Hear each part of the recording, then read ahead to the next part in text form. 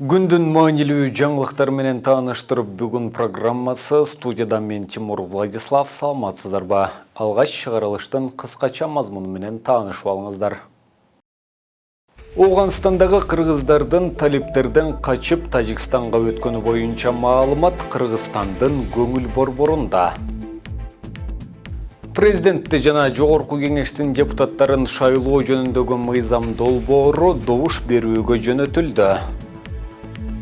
Түркиялык компания Кыргызстанда асма жол салуу мүмкүнчүлүгүн карап чыкты. Кыргызстандын Тышкы иштер министрлиги Оғанстандагы соңку кырдаалдан улам Тажикстанга кире качкан кыргыздар тууралуу маалымат таратты. Анда памирлик кыргыздар тууралуу маалымат текшерилип жатканы, аймактагы шарттын катаалдыгынан, байланыштын начардыгынан кандайдыр бир так кеңири маалымат алууга мүмкүнчүлүк болбой жаткандыгы айтылат. Ошондой эле ооган кыргыздарын Кыргызстанга алып келүүгө аракет жасалып жаткандыгы белгиленген.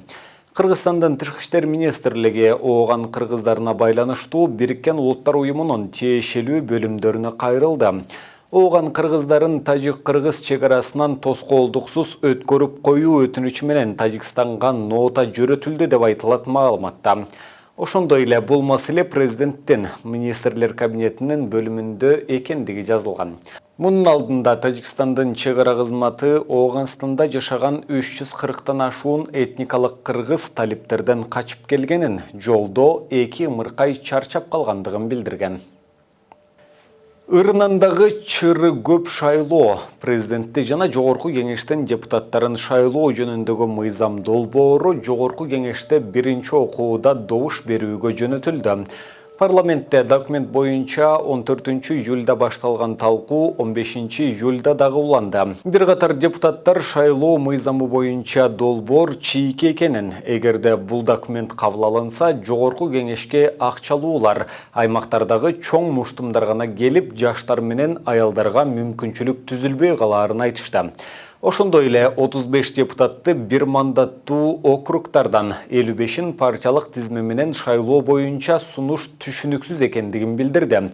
Алар депутаттарды партиялык тизме менен шайлоо керектигин жана талапкерлерге өзүнчө добуш берүү системасын киргизүү демилгесин көрүштү. Борбордук шайлоо комиссиясынын төрайымы Нуржан Шайылдабекова долбоор коомчулуктагы сунуш талапты эске алуу менен жазылганын, айрым кемчиликтер экинчи окууда оңдолоорун айтты. Документти президенттин буйругу менен түзүлгөн жумушчу эксперттик топ жазган. Анын автору катары президент көрсөтүлгөн. Ага ылайык жалпы 90 депутаттын 35-и бир мандаттуу округтардан, 55-и партиялык тизме менен пропорционалдык система аркылуу шайланат. Парламент депутаты Рыскелди Момбеков президентти жана Жогорку кеңештин депутаттарын шайлоо жөнүндөгү жаңы мыйзам долбоору Кыргызстанда саясий туруктуулукка кедергисин тийгизерин айтты. Бул тууралуу ал Жогорку кеңештин 15 июлдагы жыйынында билдирди. Анан айтып атпайсызбы, элдин талабы эске алынды, коомчулуктун пикири эске алынды деп. Кайсы элдин талабы эске алынды?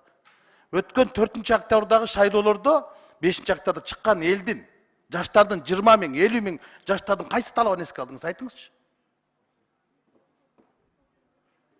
Эмне деген талапты койду эле? Элдер аянтта турганда силер калчылдап отургансыңар. Рыскелди Чыныбекович, биринчи талап бул эмне үчүн шайлоого катышуу үчүн партия аркылуу гана кириш керек талапкерлер. Эмнеге көз карандысыз мындай чыныгы лидерлер, татыктуу жарандар шайлоого катыша албайт. Эмне үчүн партиялардын монополиясы бар. Бул талап баарыбызга эле белгилүү. Бул талап бар. Андай эмес. Мен ошол аянтка чыккандардын арасында башында мен болгом. Мирлан Женчороев болгон, Жанар Акаев болгон, Сурабалдиева, Токтогазиев, Камчыбек Ташиев, Казакбаев, Сейитбекова бардыгыбыз болгонбуз. Андай талап болгон эмес. Эки кара нерсеге каршы чыккан эл. Административдик и финансылык ресурстарга. Акчасы добуш сатып алууга. А силер кайта бүгүн жол ачып атпайсыңарбы? 35 аймак бөлүп койдуңар, 35 каймактар келсин деп койдуңар. Жалаң байманаттарды келтирип атпайсыңарбы кайта? Ушул силердин реформаңар. Азыркы ушул мыйзамды алып келип атасыңар. Бул мыйзам иштебейт, кечирип коюңуз. Иштебейт. Өткөн октябрдагы пайлоонун зыянын Сооронбай Шарипович көрдü, пайдасын siz көрдіңіз. Анын мөөнөтү кыскарып калды, сиздин мөөнөңүз узартып калды. Ел көрдü зыянын. Башка эч ким көргөн жок. Азыр мына мыйзамдап келдиңер, капка салган швегедей кылып туруп. Бул иштебейт. Бул резолюция, мыйзам эмес, мен окудум. А резолюция менен революциянын тамгасы бир эле тамга. Силер кайта татаалдаштырып келбедиңерби? Жаштар келбейт. Аянтка чыккандардын баардыгы жаштар болгон. Токтогазиевдер келе албайт. Кире албайт алар. Буларга базаркондор келет, банкирлер келет, бандиттер келет, олигархтар келет. Башка ким келет? Кантип келет? Ушул мыйзам менен. Түркиялык компания Кыргызстанда асма жол салуу мүмкүнчүлүгүн карап чыкты. Бул тууралуу инвестициялар министрлигинен кабарлашты. Маалыматка караганда 12-14 июль күндөрү түркиялык компаниянын төрагасы Нежметтин Генчийлмаз Бишкекте Кыргызстандын инвестициялар министри Алмамбет Шыкмаматов жана мэриянын өкүлдөрү менен жолугушкан. Анда монорельстүү жол тутумун куруу долбоору деталдуу талкууланган. Түркиялык компаниянын төрагасы Нежметтин Генчийлмаз монорельстүү транспорттун курулушу жөнүндө кеңири маалымат берген. Алдыңкы убакытта долбоорду ишке ашыруу аракеттери уланаар айтылды. 13 июлда министрликтин кызматкерлери Бишкек мэриясынын жана түркиялык компаниянын өкүлдөрү монорельстүү транспорт системасын куруу үчүн ыңгайлуу болгон жайларды көрүп чыгышкан. Министрлер кабинети бурулдай суу сактагычын жана айланма экинчи чүй каналын куруп, ошондой эле чыгыш чоң чүй каналынын өзүнүн кеңейтүүнү пландап жатышат. Бул тууралуу министрлер кабинетинин төрагасынын биринчи орун басары Айбек Жунушалиев чоң чүй каналынын бүтүр элек магистралдык каналынын жериндик көргөн учурда белгилүү болду.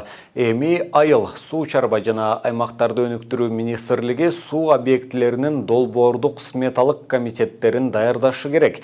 Чүй облусунда суга суу жетишпей, дыйкандар эмгеги текке кеткендигин айтып келатышат. Алар суу бөлүштүрүүдө баш алмандык болуп, жергиликтүү бийлик кырдаалды көзөмөлдөбөй жатканына арызданышкан. Жыйынтыгында чүйдөгү мамлекеттик суу чарба башкармалыгынын жетекчиси Руслан Диветколов кызматынан алынган. Жалал Абад шаарында көмүскө иштеп жаткан кумаркана аныкталып, ишине бөгөт коюлду. Бул тууралуу Улуттук коопсуздук мамлекеттик комитетинен билдиришти. Аталган кумаркана компьютердик оюн клубу катары ачылып иштеп келген. Ага күн сайын 50-гө жакын киши келип турган. Бүгүн 15 июлда УКМК кызматкерлери тарабынан бул кумаркананын КТК аттуу администратору, ошондой эле кумарканада жүргөнүнүн себебин тактоо үчүн 5 киши кармалган. Аталган кумаркананы КЖ жана ОН аттуу кыргыз жарандары уюштургандыгы аныкталган. Учурда тиешелүү тергөө иштери уланууда. 15 июль саат 8:00 карата Кыргыз-Казак чекарасындагы Ак Тилек өткөрмө бекетинде текшерүүдөн өтүү үчүн кезекте 100гө жакын жүк ташуучу унаа турат. Бул тууралуу чегара кызматынан билдиришти. Чегара кызматы билдиргендей, алардын ичинен 30-40 унаа бош бара жаткан жүк ташуучу унаалар, калган унаалар азык-түлүк жана башка тиричилик товарларын ташып бара жатат. Аталган өткөрмө бекетинде жүк ташуу унаалардын топтолушу экономикалык ишмердүүлүктүн жанданышына жана жүк ташуунун артышына байланыштуу болууда деп билдирди чегара кызматы. Кыргыз-Казак чегарасындагы башка өткөрмө бекеттеринде кезек жок. Эки өлкөнүн чегарасында Чүй облусунда Ак Жол, Ак Тилек, Чалдыбар, Кең Булуң, Токмок, Таласта, Чоң Капка, Ысык Көлдө Каркыра өткөрмө бекеттери иштеп жатат. Мына ушуну менен бүгүнкү берүүбүздү жыйынтыктайбыз. Кийинки эфирлерден амандашканча сак саламатта туруңуздар.